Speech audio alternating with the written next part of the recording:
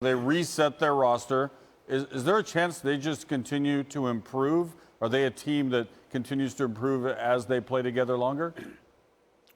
Well, there's a chance because they're following the lead of a guy who's been there and done that before. He's been to 7 straight NBA Finals. He knows what the big moments are all about, and he has enough of a supporting cast that's experienced enough as well, at least to go up against the Eastern Conference. Kyle Korver has been there before. Kevin Love has been there before. J.R. Smith has been there before. Tristan Thompson has been there before. And so when you look at it from that perspective, you simply follow his lead. And you also have to remember the path being traveled by Cleveland is relatively easy compared to what one might think.